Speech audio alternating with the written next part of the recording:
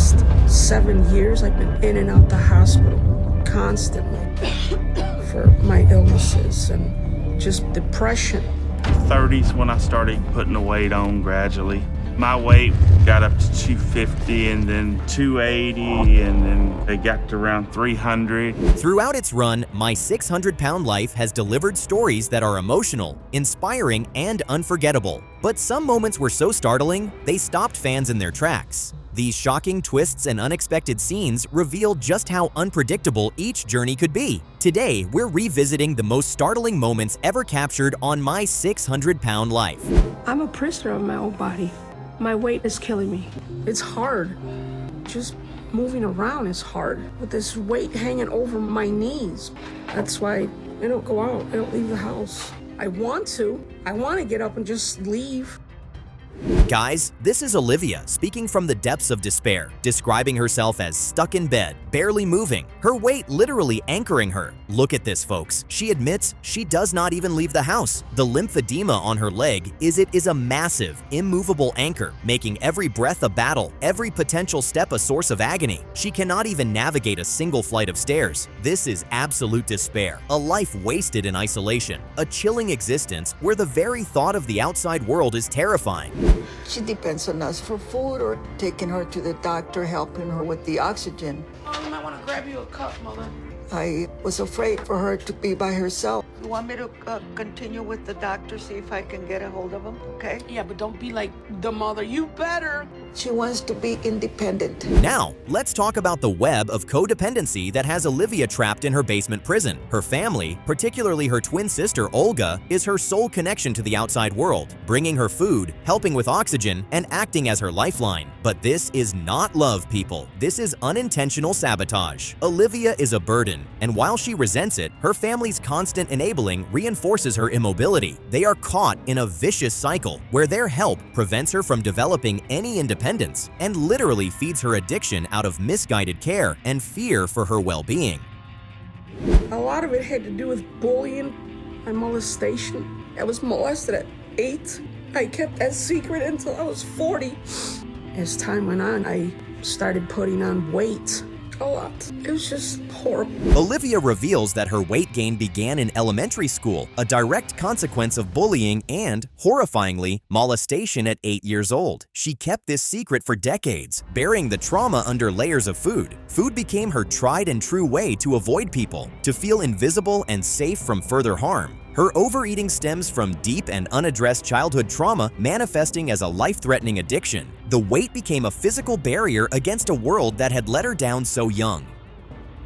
Me being sick, living here, being alone, and trying to commit suicide. I had never felt so alone.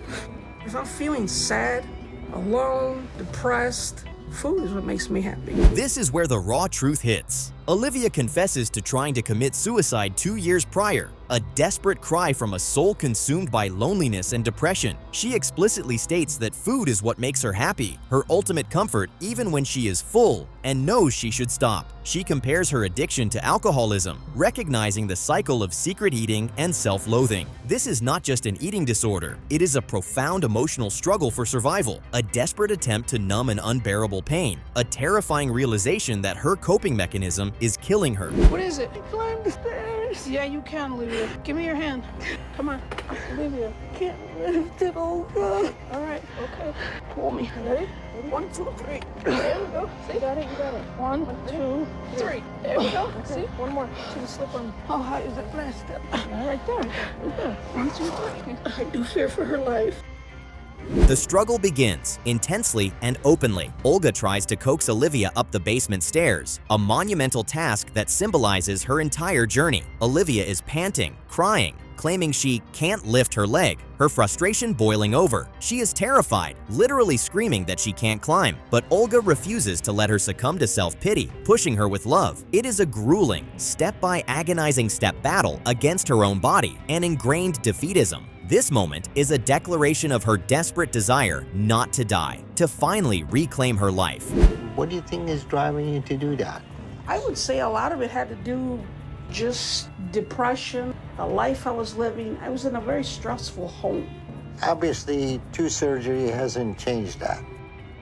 Olivia weighs in at a shocking 604 pounds, a terrifying increase from her previous surgery. Dr. Now immediately cuts through her excuses about depression and stress. He does not mince words, asking what a third surgery will achieve if the underlying emotional issues remain. He sets the stage for change, explaining that a smaller stomach won't stop constant eating. He will admit her to the hospital for 48 hours to assess her readiness, a crucial test to see if she can control her eating and prove her commitment. You haven't lost any weight. So what do you think causing that? I'm still doing my same diet. I'm eating very little. The calorie that you're taking now is supporting 350-pound person. I don't feel like I'm eating a lot, doctor. I really don't. It doesn't matter what you feel, okay? Olivia is back, claiming she is eating very little and sticking to her diet, but Dr. Now's scale reveals no weight loss. His patience is worn thin. He tells her point blank that her caloric intake is supporting a 350-pound person, not her current weight. He dismisses her feelings, saying it does not matter what she feels because the scale reflects reality. He reminds her of her previous hospital stay's success, challenging her to replicate it. He demands 50 pounds off in 1 month or no skin removal. The ultimatum is clear. Oh man, if I could jump, I could. I would. I lost the 50 he wanted. This is so incredible. I can't even remember when I was in the 200s. Yes. Can't wait till he comes through that door to see what he tells me. Olivia, Hello? you lost pretty good amount of weight since last time I saw you. So I did good with my weight loss? And then, the triumphant breakthrough. Olivia steps on the scale, hopeful yet nervous. The result? She has lost the 50 pounds Dr. Now demanded, a stunning achievement. She is ecstatic, almost unable to contain her joy. She can't remember being in the 200s for the longest time. Dr. Now is genuinely pleased, and he confirms her success and approves her for the long-awaited skin removal surgery. A powerful moment of validation, recognizing her incredible effort. She even realizes she is now 5 pounds lighter than her twin, a lifelong dream fulfilled. Oh my God, it's been so long. This has been one long, hard journey. But at the end, it feels wonderful because I'm not who I used to be. The photo of me before surgery. I'm living proof that it can happen. I got a second chance at life. Look at Olivia now, guys. What an unbelievable transformation. She is a completely new woman, radiant and full of life. She proudly shows off her new figure, a stark contrast to her former self, exclaiming she is living proof that it can happen. She has regained her independence, taken driver's education, and can shop for clothes in a regular store for the first time in years. Her family, especially her twin Olga, is overflowing with pride and joy. This is not just a success story, it is a beautiful testament to the human spirit's capacity for change.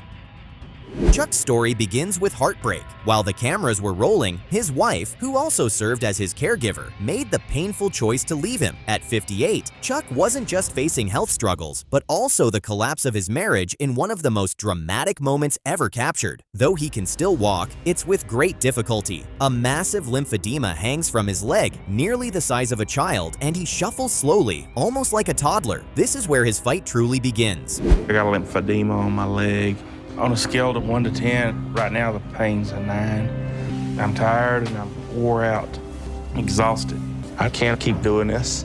I'd rather be a dead man than have to live like this the rest of my life. It's heavy to watch. With everything Chuck is going through, you might expect his wife or family to be endlessly supportive. In some ways, she is, but support isn't enough to change old habits. Chuck still finds comfort in food, and not just simple meals. He indulges in rich, greasy, sugary dishes that only make his condition worse. Eating becomes his escape, his routine, his source of temporary happiness. Even with everything falling apart, he continues reaching for the very thing destroying him. Locked myself away and ate fast food 3 times a day. Not really thinking about food, I just blanked my mind out. For a long time, I lost all concept of my weight. And then I went to the scrap metal place to weigh. Tension in the marriage grows deeper. Nyssa openly admits she cannot stay with Chuck much longer unless something changes quickly. She feels trapped, unable to imagine a future with him unless he takes his health seriously. That's when Chuck finally decides to reach out for help. He turns to Dr. Nowzaradan, hoping weight loss surgery will be his lifeline. For Chuck, this isn't just about shedding pounds, it's about salvaging his marriage, regaining respect, and proving he still has the will to fight. Yeah, you know, everything doesn't work that way. Okay. Surgery only does one thing, keep him from eating a lot at one time. You still can eat all day and he can gain 10 pounds. Dr. Now's instructions are clear. Lose weight before surgery, but Chuck struggles almost immediately. After leaving the hospital, he heads straight to a restaurant, ignoring the strict diet. Plate after plate arrives, and he eats as though nothing had been said. When Nyssa begs him not to, his response is dismissive. Dr. Now doesn't have to know. The words sting, showing how deep the denial runs. He thinks hiding from the truth will work, but in reality, the scale always exposes everything. Enough to feed 20 people. Anything else? Are we okay? Sometimes I eat stuff I shouldn't eat. I realize it's killing me. I gotta do something about it. But I'm a person that don't like change. Dr. Now might not realize, but the scale absolutely does. What's shocking is that, despite blatantly breaking his diet just minutes after his visit, Chuck somehow still hit his weight loss target. In fact, he didn't just meet it, he matched the goal exactly, right down to the last detail. Face me, okay? All right, so we get you prepared for your operation, okay? Yes, sir. Chuck, he demonstrated that he can control his eating habit, and I think he's ready for surgery. I'm excited. I'm ready for the change. He later underwent weight loss surgery, and it turned out to be a success. But this was also when tension began to grow between Chuck and his wife, Nyssa, and that strain only kept building throughout the entire episode. Here is a look at what took place directly after the surgery. Hi, son. Hi, Daddy. I love you, boy. We're gonna go take him home, okay? Huh? We're gonna take him home, okay? Take him home. You leaving me? You're gonna be fine. Some wife you are.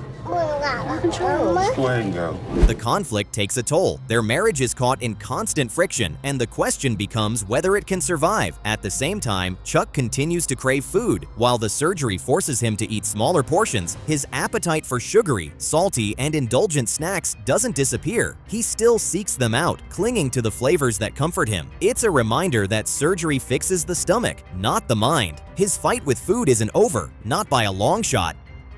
Now I'm gonna get me some eggs, protein, which is healthy for you. An order of eggs and an order of bacon. Now that my surgery's been done and it's over with, I know what I can eat and that's it. I know how much I can eat. If you've eaten more than you're supposed to, it'll really make you sick. Eventually, Nyssa makes her choice. She leaves. Her reasoning is blunt. Chuck might be lighter, but he hasn't changed in other ways. Around the house, he's still unhelpful, leaving her to carry most of the weight of daily life. She feels abandoned emotionally, even as he's recovering physically. The divorce is heartbreaking, especially after all they've been through together. For Chuck, it's another devastating blow, proving that even dramatic weight loss doesn't automatically fix relationships or erase years of disappointment. Just give me a chance. Let's work this out. Look at me, please. No. Is this just all about money? I'm miserable. Okay, it's all about money. I will take the car tomorrow. I will come pick it up at your work and put tires and have it cleaned up and oil changed. Nyssa's departure is final. She too has undergone surgery and is committed to her own recovery, so her decision reflects more than frustration. It's about survival. Chuck is left broken by the loss, facing life without the woman who once stood by his side. The moment underscores a painful truth. Surgery isn't a cure for every problem. It can save a body, but it can't mend broken trust or heal a fractured marriage. Chuck's story proves transformation is far more than numbers on a scale. Skin removed? I don't have nobody take care of me. She don't care. She does not care. I love that baby. Stop thinking about him. She shouldn't let me go like this. This is Isaac's story. From the moment he wakes up, food is the first thing on his mind. At just 23 years old, he doesn't even know how much he weighs anymore. His mornings are a daily struggle. Something as simple as getting dressed feels like a monumental task. Thankfully, he lives with his family, and their support helps him navigate the physical challenges. This is where Isaac's journey begins. Can you lift up a little bit for me? Yeah, and I'm embarrassed about that because I moved back home to take care of my mom. She has cancer, and she struggles with her size too, so I'm supposed to be helping her, but I'm the one who needs the help now. This part really tugs at the heart. Isaac wants to be the one taking care of his mom. She's battling cancer, but instead, he's the one who needs constant care. That's a tough pill to swallow. He feels like a burden, and his frustration grows as walking and breathing become more difficult with each passing day. Feeding others, y'all got here just in time, and watching them enjoy the food, so I do feel like I have a special connection with food, but I do like eating too. Good morning, Angel. How many eggs do you want? Food has always been a comfort. Food has become Isaac's safe place. It's his comfort, his joy, and a big part of his identity. The silver lining, he's actually a talented cook. His family enjoys every meal he makes, and seeing them smile when they eat brings him genuine happiness. For him, cooking is more than just preparing food. It's how he connects with the people he loves. Get him to eat, and this caused him to be very underweight as a child. So we did worry about his weight because he was so small and so tiny. But when we were finally able to get him to eat, it was like it was a joy for him to eat. We get a glimpse into where it all began. As a child, Isaac was extremely underweight due to a serious illness. His family feared for his life, so when he finally recovered, they made sure he was always well fed, scared that the sickness might return. What started as love and protection eventually grew into a deep emotional connection with food, a bond that stuck with him ever since. I had to cook and clean and give homeschool to myself and my siblings because there was nobody else to do it. My mom couldn't even physically take care of herself at that point. Life forced Isaac to grow up fast. At just 10 years old, his mom had a stroke, and suddenly he was the one looking after his siblings. On top of that, he lost his grandmother, who had been like a second mother to him. With all that grief, stress, and responsibility, he turned to cooking for comfort because it was the one thing he could control. After that, I was just staying home and eating. So my weight climbed over 600 pounds quickly. He started avoiding phone calls from his friends. He stopped responding on social media. We would see him and that sparkle in his eyes was gone. Isaac sacrificed a lot to be there for his family. When his mom's condition worsened and she was diagnosed with cancer, he moved back home for good. The stress and sadness pushed him into a deep depression. He shut everyone out, stopped talking to his friends, gave up on his dreams, and started eating just to numb the pain. Even now, he still struggles with feeling alone. I've never done anything like this at my size, so I'm really nervous about it. It's like a 5-hour drive, so it's not going to be easy for me because I'm gonna go down there and then try to come straight back. So it's like 10 hours on the road. But now, there's a glimmer of hope. Isaac has made the brave decision to head to Houston to meet with Dr. Now and begin his weight loss journey. What scares him most isn't the change, it's being away from his family. But his mother, despite her own battle, reminds him that he's not alone and encourages him to focus on healing. It's the first real step toward a better future. I met Dr. Now's for the first time to see him about weight loss surgery, and I'm about to see where my weight's at and how much I have to lose, I guess. That's not good, but I'm ready to change that. That's why I'm here, and if I get help today to do that, I'll do whatever it takes to lose all the weight and get healthy, because I know I can't let it get any worse. You really have to admire Isaac's mindset. Despite the fear and anxiety, he made the long trip to Houston to meet Dr. Now, and that was no easy task. When he finally stepped on the scale, the number read 661 pounds. It was a wake-up call. Isaac was shocked, maybe even scared, but the beautiful part, he remained hopeful. He truly believes he can turn things around, and that kind of optimism, that's exactly what this journey needs. Hovering around 2%, okay? You know why? Because everybody goes back to the same old habit. And if you don't understand that, then there's no point of doing the surgery on you. But is Isaac truly ready to change his life? That's the question on everyone's mind, especially Dr. Now's. When Isaac mentioned that he does all the cooking at home, the doctor didn't hesitate to point out the obvious. Being surrounded by food every day is a major challenge. If he's serious about weight loss, that environment has to change. Dr. Now then, he gave Isaac has a big goal: lose 80 pounds in the next 2 months. He's officially part of the weight loss program, but now it's up to him to prove he's ready. And some zucchini, and then y'all can make y'all salad. Okay. Oh. So how does it look to It y'all? looks good. It smells good. It smells really good. Well, the whole meal is only like 300 calories. Okay, Isaac. One thing's for sure, Isaac isn't in this alone. His family is stepping up, and that makes a huge difference. When Dr. Now gave him a new diet, Isaac brought it home and put the entire family on it. As the main cook in the house, he took charge and made it a group effort. And surprisingly, everyone's on board and enjoying the meals. It's a small but powerful step toward progress. A supportive environment can be the game changer he needs. So that means your goal is to lose 100 pounds before you shoot. So you think you can do that? I'll try.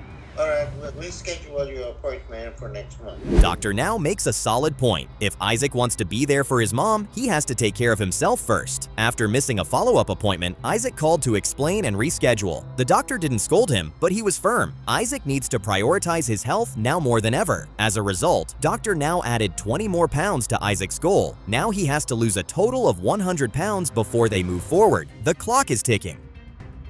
I made a lot of changes to my eating, and I know I've made progress. But my goal weight loss was a lot for today. I was 661 at my last weigh-in 4 months ago. And with the delays, my goal turned into having to lose 120 pounds. And if I did that, I'd be under 541 now. Unfortunately, things haven't gone as planned. It's been over 3 months, and Isaac has only lost 40 pounds, far from his 100-pound goal. But when you consider his circumstances, caring for his sick mother, and managing all the meals for the household, it's hard to place blame. He's juggling a lot. Still, this is a health emergency, and Dr. Now is not the kind to sugarcoat anything. So it's not very safe for you to have surgery. And if you keep all this strain on your body for much longer, it's just gonna be a matter of time before something happens that pushes your body over the edge. And it gives out, and that's it for you. The pressure is mounting. Surprisingly, though, Dr. Now approaches Isaac with compassion. He doesn't lash out. Instead, he explains the risks, how important it is to lose weight before surgery to avoid complications. Then, he gives Isaac one more shot, 2 more months, one more chance to hit his target. It's now or never. Will Isaac find the strength and discipline to push through? We're about to find out. So what we also do is we'll go ahead and run the tests we need to make sure you can handle surgery. And if you come back with that weight loss in 2 months, you'll be ready for weight loss surgery, and we'll move ahead with that. That sound good to you? Yes, sir. The day that goes by that I don't have pain, just about any movement hurts. And just walking the 20 feet from my bed to my bathroom is extremely painful. My weight has made it almost unbearable to get around. For Ashley, every day is agony. Just walking a few feet to the bathroom feels unbearable, and even bathing terrifies her. Her apron belly's so heavy it threatens to break her back. At 27 and 725 pounds, her world has shrunk to pain and fear. But her story goes deeper. Childhood trauma, abandonment, and abuse left her turning to food for comfort, while her husband Jacob's enabling only fueled the cycle. Dr. Now warns her plainly, without change, she won't live past 30. My mom took my siblings and I with her, but she was never around because of her drug addiction. So we spent a lot of time with babysitters.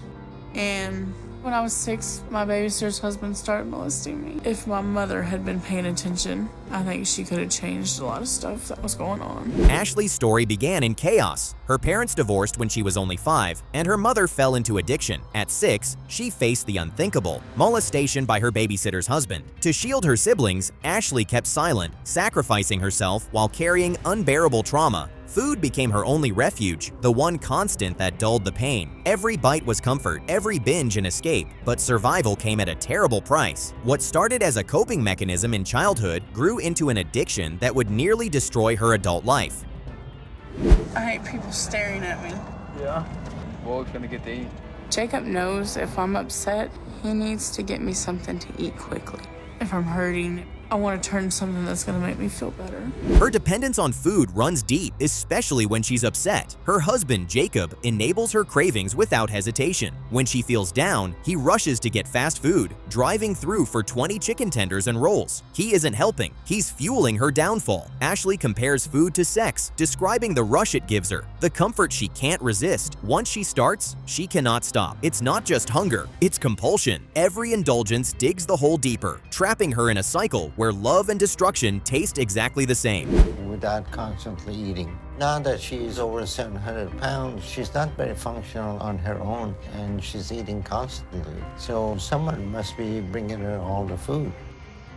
At her first appointment, Dr. Now delivers the brutal truth. Ashley weighs 725 pounds at only 27 years old. He points to Jacob as an enabler, highlighting his own unhealthy habits. The warning is sharp and devastating. If she doesn't change, she won't make it past 30. There is no sugarcoating here. Dr. Now lays out a strict plan, a 1,200-calorie diet, and a target of losing 50 pounds in 1 month. The stakes are nothing less than life or death. Ashley's journey begins with this harsh ultimatum. All right, man, let me get a ultimate bacon cheeseburger. Make it a large. You want the salad or you just want the chicken wings? Okay. I'm trying to find something healthy, but Jake hasn't tried it all, and it's really hard. Moving to a new home becomes the first major test, and the stress sends Ashley back to bad habits. She claims she wants something healthy, but Jacob still pulls into a burger joint without hesitation. The contradiction is painful. Ashley admits she wishes for more support from him, but deep down, she knows the truth. The responsibility rests on her. This moment is clarity wrapped in disappointment. Comfort food has its hooks deep, and breaking free means replacing not just meals, but the emotions tied to them. Right now, I'm taking Ashley to emergency surgery. Talking to her husband, it seems like she's been dealing with a lot of anxiety now that her eating habit is limited. And as a result, she may be abusing her pain medication. Guys, this is an unprecedented life or death moment. Ashley is rushed into emergency surgery for a perforated ulcer, a direct consequence of her body breaking down. Doctor now suspects she has been abusing pain medication to cope with her escalating anxiety now that food is no longer an option. Her stomach is literally spilling gastric fluid into her abdominal cavity. Her physical crisis forces her to face the brutal truth that her self-destructive coping mechanisms are killing her. This is a brutal, definitive turning point. It was a long recovery in the hospital, but I'm able to walk some with a walker right now. So Dr. Nazardin discharged me and is sending me to see a therapist. This is it, the emotional breakthrough. Ashley bravely finally sits down with a therapist, ready to confront the unspeakable. She reveals the core trauma, the molestation at 6, the burden of protecting her siblings. Her therapist recognizes the immense weight she has carried, the sacrifice, and the resulting flood of emotions once food is no longer a coping mechanism. Ashley admits food almost killed her, and it is no longer her comfort. This is a raw, visceral healing beginning. It is painful, necessary, and the first step towards building a new, healthy emotional foundation. I've been making good progress. I'm excited to see if I hit my goal of losing 225 pounds. So you're down to 155 pounds. 1 year later, Ashley steps on the scale, bracing for the truth. The number is staggering, 470 pounds. She has lost 255 pounds, an achievement doctor now praises with pride. The progress is not just physical, but emotional. For Ashley, this isn't only about pounds shed, it's proof of survival, resilience, and growth. Her husband Jacob and her mother begin shifting habits too, incorporating healthier eating into their lives. Ashley's transformation is no longer solitary. It is reshaping her family, showing them all what determination can achieve. And told him that I'm going with him and Jake on their fishing trip this time. And it was so wonderful to see him light up with excitement. I'm doing things now that I haven't done in forever. Ashley is living a new life. She joins her husband and son on a fishing trip, something once impossible. Patrick beams with joy as his mother participates in family activities, and Ashley talks about trips to aquariums and zoos. These aren't just outings, they are proof she is finally present. She's no longer the woman trapped in pain and food addiction. Instead, she is engaged, vibrant, and determined never to lose this gift again. Ashley's journey proves that healing is possible and joy is worth the fight.